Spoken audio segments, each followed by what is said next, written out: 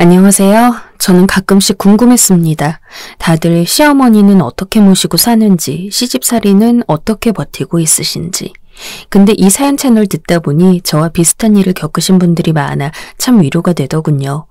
이제부터 제가 들려드릴 이야기는 모두 실화이며 제가 시댁에 호되게 당한 이야기랍니다. 시어머니 고발글이냐고요? 네, 고발글 맞습니다. 그럼 시작해 볼게요. 저와 남편이 만난 건 배드민턴 동호회에서였습니다. 친구를 통해 알게 된 동호회였는데 친구가 먼저 미정아, 너 남자친구도 없고 결혼 정년기잖아. 거기서 사람 사귀면서 괜찮은 사람 있으면 만나봐 하며 절 이끌었어요. 당시 저는 딱히 남자에 대한 호기심도 없었고 결혼 정년기라 초조한 건 있었지만 결혼하지 않고 이대로 그냥 혼자 살아도 나쁘지 않다고 생각했어요. 그런데 그런 제게 다가온 사람이 남편이었죠. 미정씨, 라켓은 이렇게 잡는 게 좋고요. 서브를 할 땐 이런 식으로 하는 게 좋아요. 아, 네, 감사합니다. 감사하면 끝나고 저녁 어때요? 제가 사고 싶은데. 저녁이요? 여기 주변에 정말 맛있는 손만두집을 알거든요. 그쪽으로 제가 안내할게요. 남편은 소심한 저와 달리 활달하고 밝은 사람이었어요. 평소에 괜찮은 사람이라 생각은 하고 있었지만 막상 다가가지 못했던 제게 먼저 다가와준 사람이었죠. 저는 그런 남편의 호의가 고마웠고 남편에게 이끌려 남편이 맛있다고 한 손만두 집으로 향했습니다. 엄마, 저 왔어요. 아이고, 우리 아들 왔냐? 아이고, 그런데 옆엔 누구야? 아, 저희 동호회 회원이에요. 인사드려요. 여긴 저희 어머니예요. 아, 네, 안녕하세요. 아이고, 이쁘게 생긴 아가씨네. 얼른 와서 들어요.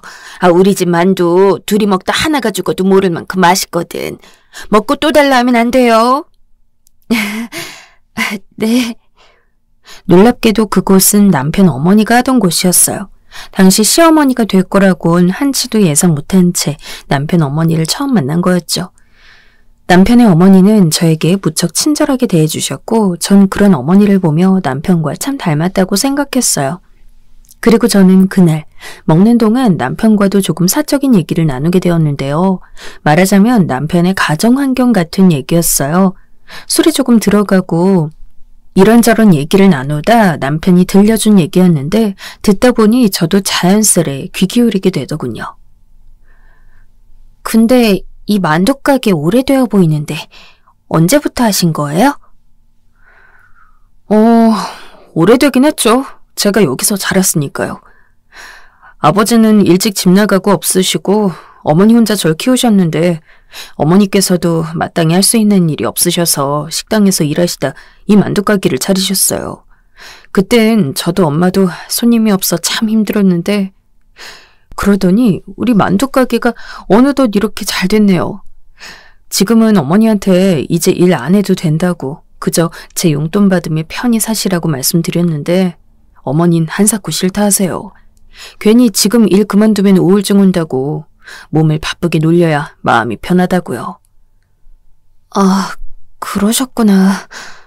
그래서 어머니께서 저렇게 일을 열심히 하시나 봐요. 네, 저희 어머니 일하시는 게 삶의 기쁨인 분이세요. 힘들 텐데 한번 힘들단 말도 없으시고. 그러니 제가 걱정이죠. 혹시 아프신 곳은 없으신가 하고. 그러겠어요, 정말. 남편은 눈물이 그렁한 얼굴로 말했는데 엄마 걱정을 정말 많이 하는 효자처럼 보였죠. 그리고 당시엔 그 모습이 나빠 보이지 않았어요. 저는 부모님과 그닥 가깝게 지내는 편이 아니어서 그런 모습이 신기하기도 했고요. 그러다 남편은 저에게 이 말을 하며 다음의 만남을 기약했어요. 사실 전부터 미정 씨랑 친해지고 싶었는데 영 기회가 없었어요. 지금이라도 같이 마주 앉아 밥도 먹고 이런저런 얘기할 수 있으니 좋네요. 저 너무 불편하게 생각하지 않으셨으면 좋겠어요. 다음에 어디든 좋으니 같이 맛있는 거 먹으러 가요. 그때도 제가 대접할게요. 그리고 남편이 한 그 말로 인해 저 역시도 나름 용기 내게 되었죠. 남편에게 다가가기로 한 거예요. 어느 날은 제가 먼저 놀이공원에 가자고 제안한 적도 있었고, 그런 식으로 저희는 빠르게 사이가 진전되어 어느덧 결혼을 앞둔 사이가 되었습니다. 저희가 결혼한다고 다시 그 소만두집에 인사드리러 갔을 때 제 시어머니가 얼마나 절 반겨주셨는지 몰라요. 아이고, 나는 네가 왠지 이 아가씨랑 잘 될 것 같았어. 둘이 딱 들어왔는데 마치 결혼한 부부처럼 잘 어울리더라니까. 아가, 내 아들과 결혼해줘서 정말 고맙다. 우리 아들 부족한 점 많겠지만 서로 보듬고 살아다오. 알겠지? 나도 시어미로서 앞으로 많이 노력하마. 네, 어머님 알겠습니다. 저희 부부 행복하게 살게요. 축복해 주셔서 감사해요. 시어머니는 몇 번이고 제 손을 어루만지며 이 집안의 며느리가 되어주어 고맙다고 말씀하셨고, 전 그런 시어머니 말씀이 못내 감사했어요. 사실 어머니 아버지가 이혼하시고 아버지 손에 자란 저는 거의 어머니와 연락이 끊긴 채 자랐거든요. 그래서인지 혹시나 시어머니께서 이런 제 가정 환경을 안 좋게 보시는 건 아닌지 걱정이 많이 됐는데, 다행히 절 너그럽게 받아주는 시어머니를 보니 마음이 놓이면서 가족의 따뜻함과 같은 것을 느꼈습니다. 남편 역시 결혼 초반엔 저에게 너무 잘해주었죠. 매일 일 끝나고 돌아올 때면 저 좋아하는 간식거리들을 사가지고 들어오고 저에게 사랑한단 말을 하는데 마치 제 인생에 새로운 장이 열린 것만 같았고, 저는 처음 갖게 된 이 가정의 울타리가 무척 안정적으로 느껴졌습니다. 이런 남편의 행동들이 고마웠기 때문에 전 시어머니에게도 잘하려고 많이 노력했어요. 주말엔 일부러 1시간이나 떨어져 있는 만두가게에 가서 시어머니 일손을 돕기도 했고, 저희 살기도 빠듯했지만 가끔 시어머니 용돈까지 챙겨드리곤 했죠. 아가, 이런 건 안 줘도 된다니까. 오늘 하루 종일 일도 도와줬는데 줘도 내가 줘야지. 아니에요, 어머님. 늘 맛있는 만두 얻어 먹잖아요. 그 값이라 생각하고 받아주세요. 시어머니는 번번이 거절했지만 제가 이렇게 말하면 못내 어쩔 수 없다는 듯 돈을 받곤 했어요. 그러던 어느 날 제 결혼 생활에 불행이 끼기 시작했는데요.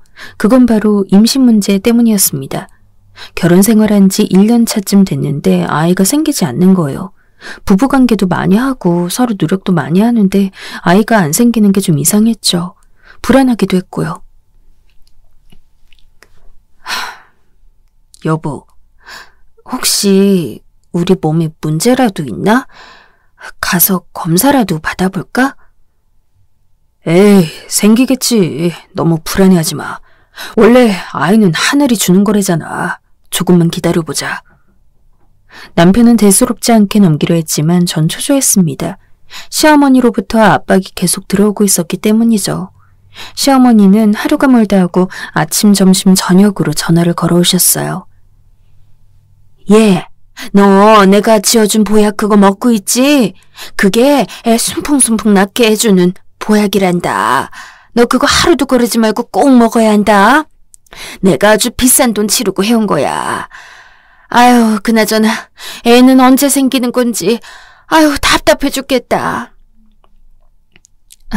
네, 어머님. 약은 잘 먹고 있어요. 그런데 어머님, 남편도 그렇고 저도 그렇고 괜히 아이 때문에 신경 쓰면 더 생기지 않을 것 같아서요. 저희가 계속 노력할 테니 이제 어머님도 너무 신경 쓰지 않으셨으면 좋겠어요. 사실 어머니께 전화 올 때마다 가슴이 떨려요. 뭐야? 아가, 너 말을 이상하게 하는구나. 시애미가 돼서 그럼 내가 며느리 임신 문제에 관여도 못하냐? 어머님, 그게 아니고요. 지금 오해를 하신 것 같은데.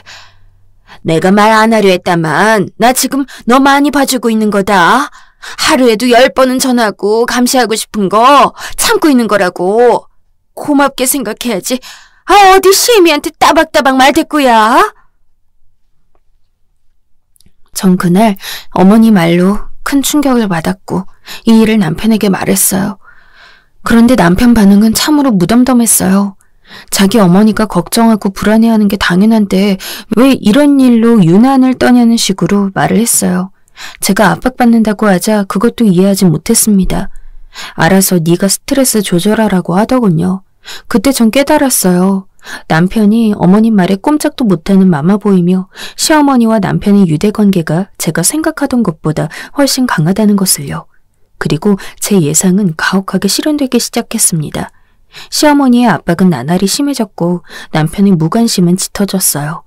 부부관계는 소홀해질 수밖에 없었고 저는 결혼 생활이 생각하던 것과 다르게 흘러가는 걸 느끼며 속병을 앓을 수밖에 없었죠. 그러던 중 좋은 소식과 나쁜 소식이 한꺼번에 날아 들어오더군요. 먼저 좋은 소식은 바로 저희 임신이었죠. 아이고, 그래, 잘했다, 잘했어. 시애미가 맛있는 거 들고 오늘 집으로 가마. 시어머니는 언제 그랬냐는 듯 제게 친절하게 구셨고 그제야 시어머니 압박이 끝났습니다. 하지만 여전히 첫째 낳기도 전 아들이었으면 좋겠는데 아들이 손이 안 가고 키우기 좋아하며 아들을 독촉하는 시어머니 때문에 또다시 스트레스를 받아야만 했어요. 그게 바로 나쁜 소식이었죠. 제가 평생 부모처럼 잘 모시고 싶은 분이라 생각했는데 갈수록 제게 고통만 주시니 전 그런 시어머니를 더 이상 전처럼 편안하게 생각할 수 없었어요. 그런데 남편은 상황 인지조차 못하는 건지 제게 외려 섭섭해하더군요. 여보, 요새 우리 엄마 만두가게 가는 게 좀 뜸한 것 같은데 왜 그래? 혹시 무슨 일 있었어? 아니 그게 아니고 당신도 알다시피 나랑 시어머니 사이 그닥 좋지 않잖아. 자꾸 아들아들 거리시고. 나도 그런 말 듣는 거 며느리로서 불쾌해. 당신도 참. 아니, 우리 엄마가 내 대2일 아들 원할 수도 있는 거지. 그걸 뭐 그리 예민하게 받아들여. 연애할 땐 안 그러더니 당신 성격 참 이상해졌네. 내 성격이 이상해졌다고? 여보, 길 가는 사람 붙잡고 물어봐. 아들 원하는 시어머니 옆에 있는 게 불편한지 안 불편한지. 전 이렇게 시어머니로 인해 남편과 생전 처음 부부싸움도 했고 남편과의 사이에 틈도 생겨버렸어요. 그러다 몇 달 후 어여쁜 딸을 낳게 되었고 시어머니는 못마땅한 기색을 보였지만 그래도 아이 낳은 게 어디냐며 손주를 예뻐라 하셨죠. 남편도 처음 생긴 아이에 어쩔 줄 몰라 했어요.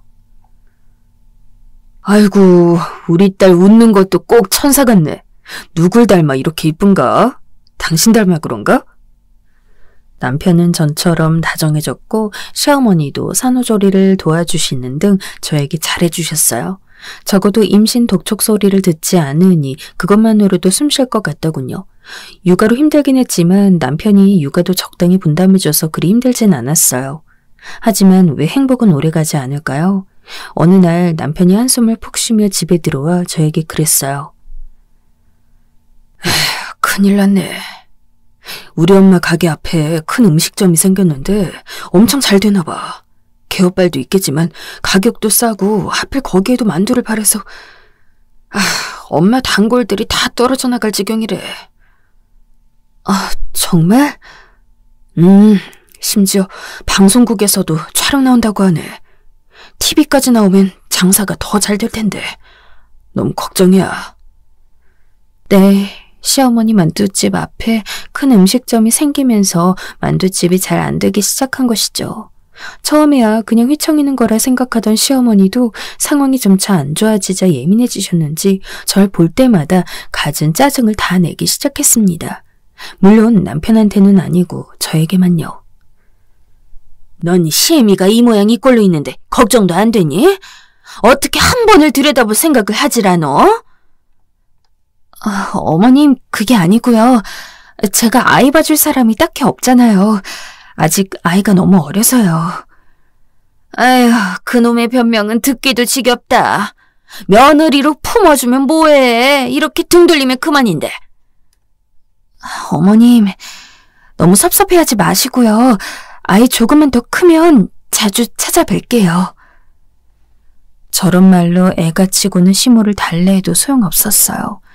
사실상 제가 왜 시어머니 짜증을 받아줘야 하는지 이해할 수 없었지만 시어머니는 계속해서 짜증을 부리셨죠. 근데 여기서 웃긴 건 남편에겐 하지 않고 오로지 저에게만 그러셨다는 겁니다. 남편에겐 죽겠다고 우는 소리 하시고 저에겐 화내고 짜증만 부리니 저도 한계에 점점 다다르기 시작했어요. 그러다 결국 시어머니는 애를 업고 저에게 식당으로 나와 일을 해달라고 요구까지 하시더군요. 직원 쓸 돈이 없다고 하시면서 말이에요. 한 집안 식구면 그 정도는 해줄 수 있는 거 아니니? 내가 지금껏 너한테 뭐 이런 부탁한 적 있어? 네, 어머니 마음 충분히 이해하는데요. 아직 저희 아이가 너무 어리기도 하고 저도 몸이 다 회복되지 못해서요. 핑계 댈 걸 대야지.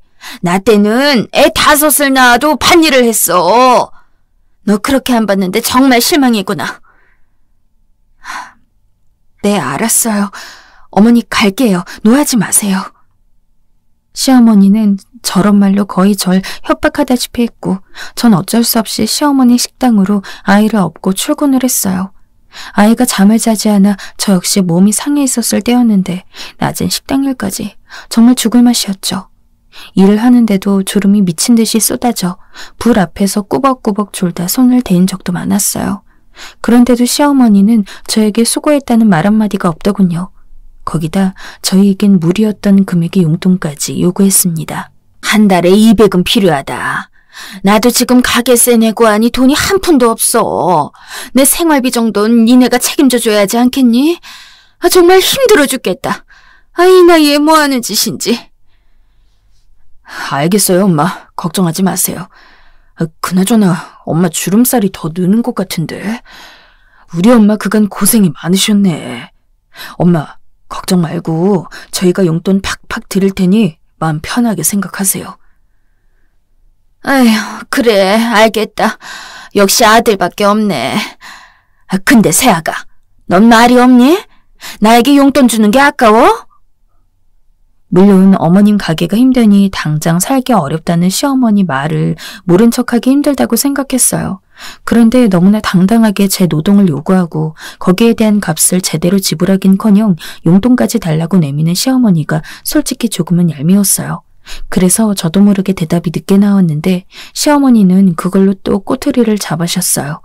집에 와서 이 이야기를 남편에게 전달했더니 남편은 아니, 우리 엄마가 힘든데 당신은 꼭 하나하나 그렇게 따지고 들어야겠어? 하며 절 나쁜 사람으로 몰아세웠어요. 허나 어쩌겠어요. 남편과 상의해서 시어머니께 용돈을 매달 주기로 했고 대신 저희 부부 허리띠를 확 조이기로 했어요. 남편도 자기 어머니에게 돈 주는 일만큼은 고마운지 저에게 계속 고맙다고 했어요. 여보, 고마워. 당신이 우리 엄마 챙겨주는 거 내가 나중에 다 갚을게. 언제 그 은혜를 갚는다는 건지 남편을 생각하면 이제 한숨만 푹푹 나왔지만 시어머니 가게가 하루빨리 잘 되길 바라는 수밖에 없었죠. 하지만 아이가 크다 보니 이래저래 돈 나갈 일이 너무나 많았어요. 교육비도 써야 했고 아이 옷값이나 생활비도 만만치 않았죠.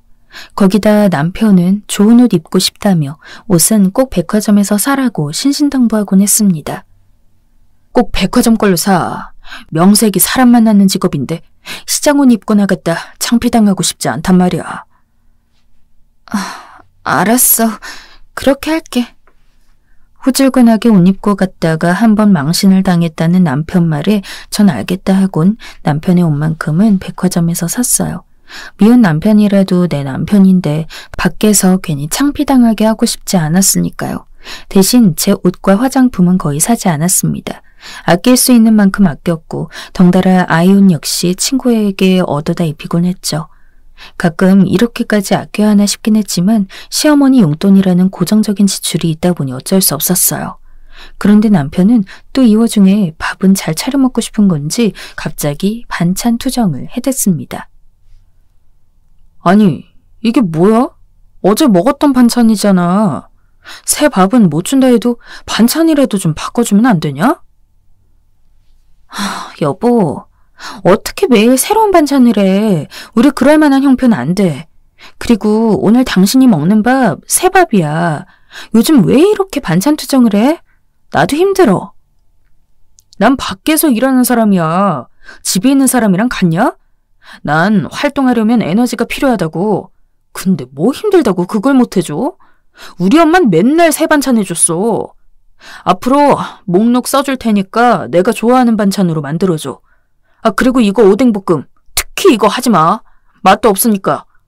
아이, 짜증나, 씨. 아침부터 밥맛 뚝 떨어지네. 남편이 어찌나 어린애 같은지. 가뜩이나 허리띠 졸라매고 사느라 힘들어 죽겠는데 남편은 맛있는 반찬 먹고 출근하고 싶다며 매일 새 반찬을 요구했어요. 허나 제가 어떻게 매일 새 반찬을 만들어 바칠 수 있겠어요? 시어머니 식당에서 일하는 것마저 짐 빠질 지경인데 전 그건 못한다고 선언해버렸고 그날 대판 부부싸움 한 후 한 달간 냉전이 이어졌습니다.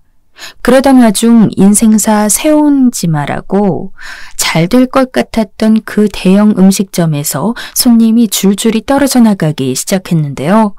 음식점에서 머리카락이나 이물질이 나왔다는 얘기가 돌고 그게 입소문이 퍼지면서 문을 닫게 된 거예요. 아유, 역시 하늘이 날 버리지 않았어. 이 복순이를 버리지 않았어. 시어머니는 손뼉까지 치며 아이처럼 이 일을 좋아하셨고 다행히 그렇게 시어머니 가게도 정상화되어 가는 듯 했어요. 매출도 원래대로 돌아가고 손님들도 늘기 시작했으니까요. 하지만 시어머니는 가게가 원래대로 복귀했음에도 불구하고 너무 황당한 말씀을 늘여놓으셨어요. 바로 주던 용돈을 계속 달라는 거였죠. 여보, 우리 어머님 돈 드리느라 저번 달 생활비가 부족해서 적금 깬 거 잊었어? 우리 아가도 키워야 하는데 이젠 우리도 돈을 모아야지. 당신이 어머님한테 잘 좀 말해줘. 내가 말하면 또 싫어하시니까. 아니, 그냥 몇 달 좀 더 드리면 어때? 네 시어머니 불쌍하지도 않냐? 우리 엄마한테 돈 주는 게 뭐 그리 아까워서 그런 말을 하냐? 나는 자기 부모님이 이런 상황이었다면 아마 집을 팔아서라도 도와줬을 거야. 말도 안 되는 소리 마. 당신, 우리 아빠한테 전화 한 통 한 적 있어? 문자도 안 하면서 명절에 내 친정 갈 때마다 귀찮다고 시골이니 내려가기 싫다고 투덜거리면서 당신이 그런다고? 저는 기가 차 남편에게 다다다 쏘아붙였어요. 그러자 남편도 멋쩍긴 한지 아무 말 못하고 가만히 있었어요. 전 앞으로 남편에게 이제 시어머니 용돈 못 드린다고 못을 박았고 그렇게 그 사태는 일단락되는 듯 했어요. 그런데 어느 날 시어머니가 제게 전화를 걸어 가게로 나오라고 하는 겁니다. 지금 당장이요. 무슨 일이라도 생긴 줄 알고 귀 기울였는데 알고 보니 자기 친구 모임이 있으니 얼른 가게로 나오라는 말이 너무나 황당했어요. 너 지금 가게 좀 나오거라. 나 친구들이랑 약속까지 잡았는데 네가 안 와서 못 가고 있잖아. 애가 왜 이렇게 어른 게야? 당장 택시 타고 와. 네? 어머님, 제가 또 일을 해야 하는 건가요? 아니, 그럼 집에서 애나 보며 빈둥빈둥 놀 생각이었어? 어머님, 노는 게 아니고요. 저도 육아하고 집안일 해야 해요. 요즘 생활비가 부족해서 부업도 따로 하고요. 그러니까 그거 꼴랑하면서 힘들다고 생색내고 시애미 가게엔 못 나가겠단 거야? 가족이면 서로 돕고 살아도 모자랄 판에 시애미를 이렇게 하찮게 업신여기는 며느리가 세상에 어디 있다니? 어이가 없어 실소가 터져나왔어요. 제가 시어머니 말에 더 격하게 반응하게 된 이유가 있긴 했어요. 얼마 전 시어머니 가게에서 일할 적 화장실에 갔다 돌아오는 길인데 시어머니가 제가 듣지 못하는 줄 알고 누군가와 통화하고 있더군요. 아마 친구분인 것 같았어요. 워낙 목청이 크신 분이라 어머님 목소리가 문 밖에까지 뻗쳐나왔는데 글쎄 제 얘기를 하고 있더군요. 저도 모르게 귀를 그쪽으로 쫑긋하고 기울이게 되었고 듣자마자 화를 참을 수 없었어요. 아니, 내가 말했잖아. 우리 며느리가 가게 와서 일해준다고. 아유, 걔 있으니까 만사가 편해. 힘든 일은 다 걔 시키면 되니까. 거기다 돈도 안 나가잖아. 무일푼으로 부려먹을 수 있으니까. 어쨌든 숙자야, 만나자. 그날 우리끼리 모여서 진탕 마시고 옛날 얘기도 나누자, 얘. 한마디로 저는 시어머니에게 이용당하고 있는 입장이었어요. 그동안 시어머니가 하도 앓는 소리를 해서 나오긴 했지만 그 소리까지 들은 마당에 더 나가고 싶진 않았죠. 그래서 저는 몇 번 아프단 핑계로 가게를 나가지 않다가 이젠 아무 연락도 안 했어요. 그랬더니 시어머니가 저에게 전화해서 왜 안 나오냐 바락바락 소리 지르고 있는 상황이었죠. 전 그 자리에서 이젠 가게에 못 가겠다 말씀드리곤 전화를 회 끊었습니다. 그런데 시어머니는 그날 밤 바로 저희 집을 쳐들어오셨어요. 야, 너 나와봐라. 어디 내 전화를 곧다구로 끊어? 너 어른한테 해야 하는 예의 범절도 몰라? 시어머니는 절 보자마자 다짜고짜 삿대질하더니 저에게 못할 말들을 마구 퍼부어댔어요. 그런데 여기서 남편이 시어머니를 말릴 생각은커녕 그저 듣고만 있는 겁니다. 어머님, 저번에 뒤에서 제 얘기하시는 거 다 들었어요. 무일푼으로 저 부려먹고 있다는 거요. 제가 왜 그런 얘기 들으면서까지 어머님 가게에 나가야 하나요? 얘도 참, 내가 뭔 얘기를 했다고. 야, 생사람 잡지 말아라. 여보, 어머님 좀 어떻게 해봐. 내가 뭐래? 아니, 당신 제대로 들은 거 맞아? 엄마가 아니래잖아. 참으로 황당해 말도 안 나왔죠. 전 그 길로 그냥 옷을 주섬주섬 챙겨 입고 밖으로 나가버렸어요. 시모가 뒤따라오며 절 붙잡든 말든 이젠 될 대로 되라 시기였죠. 저도 더 이상 착한 며느리 노릇하는 게 지겨웠고 그러기 싫었습니다. 며느리를 종으로 보는 시어머니, 소수의 사람들에게만 일어나는 얘긴 줄 알았는데 제게 막상 이런 일이 터지자 서글프기도 하고 시어머니에 대한 기대를 품었던 스스로가 바보 같았어요. 그런데 갑자기 뒤에서 제 머리채를 누군가 잡는 억센 손길이 느껴졌습니다. 저도 모르게 비명소리가 튀어나왔는데 뒤를 보니 시어머니였어요. 너, 네 남편한테 나 용돈 주지 말라 했다며? 시애미가 굶어 죽는 걸 보고 싶은 게냐? 에라, 이 나쁜 년 같은 이라고 심보를 그렇게 못돼 처먹겠으면 벌 받아, 이년아! 어머님, 제가 왜 그랬겠어요? 저희도 먹고 살아야 하니까 그런 거죠. 어머님 식당에서 애 업고 하루 12시간 일했어요. 그리고 어머님은 제게 고맙단 말씀 한마디 없으셨죠. 그건 당연한 며느리 의무라 쳐도 제 아이 입고 먹고 잘 옷도 없는 상황에서 어머님께 용돈 드려야 맞는 건가요? 웃기는 소리 안 해. 너 먹을 거 입을 거 다 사면서 그런 말을 해? 부모도 한짝인 가정집에서 애 받아줬더니만 기어이 탈나는구만. 탈이 나. 어디 굴러먹다 오네 이래서 받아주면 안 되는 거였는데 그지 같은 년을 집에 들였으니 이런 탈이 나지. 어머님, 지금 뭐라고 하셨어요? 부모가 어째요? 말 들었잖니. 알면서 뭘 묻냐? 너 같은 년은 받아주는 게 아니라고 했다. 당장 사과하세요.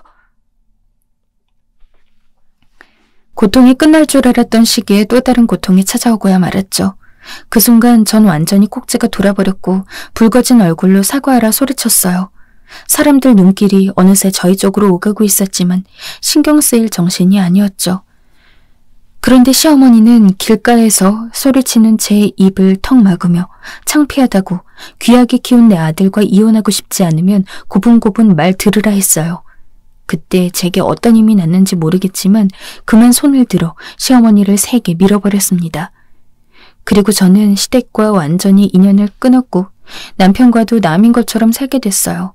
남편은 제가 시어머니와 대화하지 않는다고 계속해서 절 압박했죠. 언제까지 엄마랑 얘기 안 하고 살 건데. 막말로 우리 엄마가 뒤에서 그런 말 좀 했다고 쳐. 그게 뭐 문제 있어? 당신 그걸 말이라고 하는 거니 지금? 내 말은 너 그렇게 고집 부려봤자 어차피 엄마랑 화해하게 되어 있다는 거야. 괜히 고집 부리지 말고 가서 죄송하다고 해. 네가 엄마 밀어서 엄마 등에 상처도 났다고. 상처? 야, 내 마음엔 몇 년 동안 피멍이 들어있었어. 니네 잘난 어머니 때문에. 그러니까 한 번만 더 내 앞에서 그따위로 말해봐. 아주 끝장을 볼 줄 알아. 남편과의 사이는 최악으로 치달아 있었죠. 남편은 조금도 절 이해해 주려 하지 않았고 전 아이통에서만 희망을 찾아야 했어요. 절 보고 방긋방긋 웃어주는 아이가 제 삶의 유일한 희망이었답니다. 그러다 남편은 언젠가부터 다시 집에 들어오지 않았어요. 제 얼굴을 보고 싶지 않다나 집 반찬이 맛없다는 이유로 말입니다. 여보, 오늘도 안 들어와? 출장이 잦아. 그런 핑계 대는 것도 이제 지겹지 않아? 아이가 당신 찾아. 아빠 보고 싶어 해. 오늘은 들어와줘. 바쁘다고 했잖아. 성가시게 하지 말고 끊어. 매사 남편은 이런 식이었죠. 저도 남편에게 지쳐갔고 마음의 힘듦을 털어놓을 곳은 여전히 친구들 뿐이었어요. 그런데 더 이상 좋은 소식이라고는 할 수도 없는 일이 일어났어요. 바로 제게 둘째가 생긴 거였죠. 첫째 낳고 남편과 그나마 사이좋을 때 부부관계를 가졌던 것이 화근이었어요. 평소 주기가 불규칙해 임신인지도 모르고 있었는데 몸 상태가 이상해 검사해보니 예상이 맞아 떨어졌어요. 제가 임신했다고 하니 남편은 다시 집에 들어오긴 했어요. 그것도 귀찮아 죽겠다는 얼굴로요. 도살장에 끌려온 얼굴로 집에 앉아있는데 그런 남편을 보는 것도 고역이었어요. 그리고 시어머니는 도대체 무슨 이야기를 하는지 남편에게 전화해 무언가를 끊임없이 요구하고 있었어요. 중간중간 집이라는 단어들이 들려왔는데 무슨 이야기를 하는지 모르겠더군요. 허나 이제 더 이상 신경 쓰고 싶지도 않고 시어머니도 남편도 다른 세상이라 여기고 저 혼자 아이 키우고 잘 살자고 다짐했죠. 태어날 둘째를 생각해서라도 좋은 것만 생각하자고 스스로에게 위안하듯 말했어요. 그런데 인생이 절 그렇게 놔주지 않더군요. 지금 생각해도 다신 떠올리기 싫을 만큼 끔찍한 사건이었어요. 그날은 제가 친구들을 만나 사소한 얘기를 나누다 집으로 돌아온 날이었어요. 시간이 많이 남아 오랜만에 친구들을 만나 전에 없던 즐거운 시간을 보내고 온 날이었죠. 그런데 집 현관문 앞에 다가가 비밀번호를 누르려 하는데 이상한 소리가 들리는 겁니다. 무슨 소리인지 정확히 알 수 없었지만 여자의 우는 소리 같기도 했고 전 무서움을 느꼈어요. 그리고 일단은 집에 들어가 확인해봐야겠다는 생각이 들어 조심스레 비밀번호 키를 누르고 들어갔어요. 그런데 남편이 소파에 앉아 TV를 보고 있었어요. 이상한 소리는 온데간데 없어졌고요. 회사에 있을 시간 아니야? 그냥 일찍 끝내고 들어왔어. 저기 나 식혜가 먹고 싶은데 가서 좀 사오지 그래? 식혜? 나 방금 들어왔는데 피곤한데 자기가 나갔다 오면 안 돼? 네가 좀 사와라. 나도 힘들다. 남편은 임신한 저에게 태연하게 식혜를 사오라고 했어요. 전 아직도 남편의 그 뻔뻔스런 눈빛과 목소리를 잊지 못합니다. 전 그 말이 알았다고 하고 순순히 식혜를 사러 다시 집을 나갔어요. 근데 식혜를 사러 가면서도 자꾸 이상한 느낌이 드는 겁니다. 집안에서 들리던 소리가 과연 남편이 보던 TV 소리가 맞는지, 그나저나 남편의 차림도 좀 이상했죠. 마치 자다 일어난 사람처럼 머리가 부스스하고 바지도 거꾸로 입고 있었으니까요. 그래도 저는 당시 남편을 신뢰하는 마음이 남아있었기 때문에 설마 아니겠지, 내가 드라마를 많이 봤나 보다 하며 식혜를 사러 갔어요. 그런데 계산하려던 순간 제가 현관 신발장에 지갑을 두고 온 걸 알아차린 겁니다. 저는 급하게 다시 집으로 갔고 집에 도착해서야 슬쩍 열린 문 사이로 너무나 끔찍한 말들을 듣게 되었습니다. 자기야, 나 이제 집에 가야 하는데 마지막으로 뽀뽀 한 번만 해주면 안 돼? 알았어. 근데 이제 집에 오는 건 안 된다. 제가 임신해서 집에 있으니까 언제 걸릴지 모르거든. 위험해. 자칫하면 우리 이쁜이 얼굴 못 볼 수도 있단 말이야. 어쩔 수 없지 뭐. 대신 자기도 안 걸리게 조심해. 자기 나랑 연락하는 핸드폰 있잖아. 그거 관리 잘하고. 내일 회사에서 봐. 남편은 회사 동료와 바람이 난 거였죠. 심지어 제가 임신하던 중이에요. 어떤 남자가 자기 아이를 임신한 와이프를 두고 바람이 날까 싶었는데 그게 제 남편이었습니다. 저는 창자가 끊어지는 듯한 고통을 느꼈고 그 길로 저는 남편과 상간녀에게 다가가 뺨을 한 대씩 후려쳤어요. 야, 이 거지 같은 것들아. 넌 어떻게 날 두고 바람을 피울 수가 있니? 어떻게 그럴 수가 있어? 당신이 인간이야? 여보. 이게 뭐하는 짓이에요? 뭐하는 짓이긴. 바람 핀 것들 참교육하는 거지. 당장 이혼해. 당신 시어머니도 당신도 지긋지긋해! 전 용서할 수 없었어요. 다른 건 다 용서해도 바람 피운 건 결코 제가 이해할 수 없는 일이었어요. 이미 남편에 대한 오만정이 다 떨어진 뒤였고 이런 남자를 제 자식의 아버지로 두고 싶지 않았죠. 그런데 더 뻔뻔한 건 여기서 남편이 그 여자를 외려 감싸는 거였습니다. 야, 아무리 그래도 어떻게 교양 없이 사람 뺨을 치냐? 교양? 지금 교양이라 했니? 기가 막혔어요. 저는 그 길로 남편과 상간녀 둘 다 내쫓았고 그것도 성에 차지 않아 문까지 단단히 걸어잠가 남편을 들어오지 못하게 했어요. 하지만 남편이 가고 나니 또 다른 한 명이 집 문을 열고 들어왔습니다. 어떻게 알았는지 시어머니가 비밀번호 키를 누르고 들어온 거였죠. 더군다나 시어머니가 들어와 제게 던진 말은 참으로 뜬금없었어요. 대출 알아봤니? 뭐라고요? 대출 알아봤냐고. 내 아들 통해 전달했잖니. 대출 받아 내 집 하나 장만하라고. 대출을 받아 어머님 집을 해달라고요? 그래. 표정이 왜 그러니? 네 남편한테 못 들었어? 네 명의로 할 건데 말이다. 시어머니는 남편과 제가 상의한 줄 알았고 심지어 제가 허락했다고 말하더군요. 모두 남편의 주도로 이루어진 일이었죠. 그제야 저는 남편과 시어머니가 밤마다 통화하는 내용이 이거란 걸 알았어요. 남편은 제 동의도 없이 대출을 하려 했고 그걸 깨닫게 되자 남편을 향한 배신감과 분노가 걷잡을 수 없이 솟구쳤어요. 시어머니는 계속해서 자기 할 말만 늘여놓았습니다. 너 이번에도 안 된다 하기만 해봐라.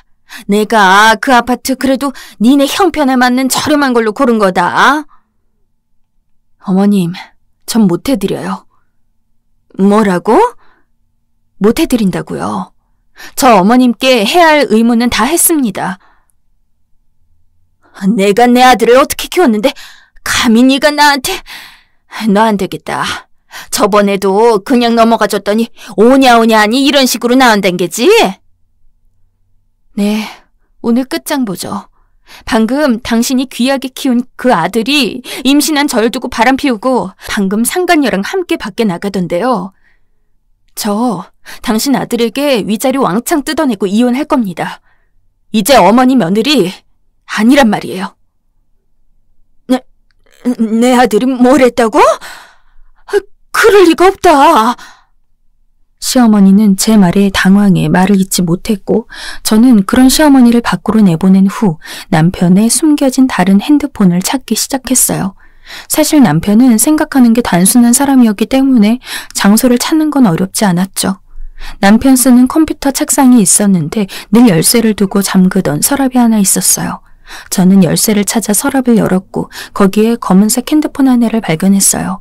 남편의 외도 증거들을 확인하는 게 저로서도 편한 과정은 아니었죠. 하지만 증거를 확보하기 위해선 감수해야 하는 고통이었어요.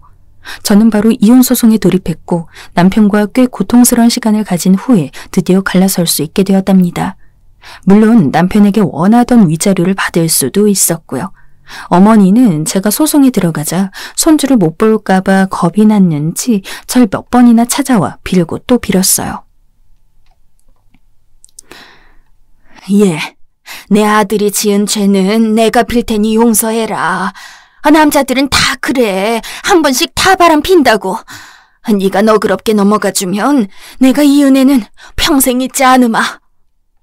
저는 그런 시어머니께 똥물을 퍼부어주고 싶은 마음을 꾹 참고 대신 집에 있는 밀가루를 가져와 그대로 시어머니 머리 위로 쏟아버렸습니다. 밀가루 폭탄 세례를 맞고 시어머니가 도망가는 꼴을 보니 속이 시원했어요. 절 대신해서 남편에게 맞서준 사람들은 제 친구들이었죠. 이런 일이 있을 때마다 유일하게 기댈 수 있었던 제 친구들이 나서서 남편의 회사 게시판에 임신한 아내 두고 바람 피운 놈이라는 제목의 글을 올렸고, 남편은 망신살이 뻗치긴 했는지 적반하장으로 저에게 전화해 고래고래 소리 지르더니 그 길로 회사를 다니지 못하게 되었다고 했어요. 어쨌거나 지금 저는 무척이나 행복한 삶을 보내고 있습니다. 친구 집에서 둘째를 키우고 있는데요. 소중한 친구들이 곁에서 제 아이들을 번갈아가며 돌봐주고 있어 지금으로선 마음도 놓이고 편안한 생활을 하고 있답니다. 물론 아이가 아빠 없이 자란다는 게 아직은 마음이 쓰이긴 하지만 임신한 아내를 두고 바람 피운 놈이 아버지일 바엔 없는 게 훨씬 낫겠죠. 거기다 끊임없이 돈 욕심 부리던 시어머니 역시 제 인생에서 사라지니 이제야 숨이 트여요. 부디 현명하신 청취자 여러분들은 저보다는 더 빨리 여러분을 가두고 있는 감옥에서 나와서 여러분의 삶을 사셨으면 합니다. 그 말을 전하기 위해 이 사연을 썼네요. 지금까지 이야기 들어주셔서 감사하고 여러분의 앞날에 항상 행복한 일만 가득하길 바랄게요.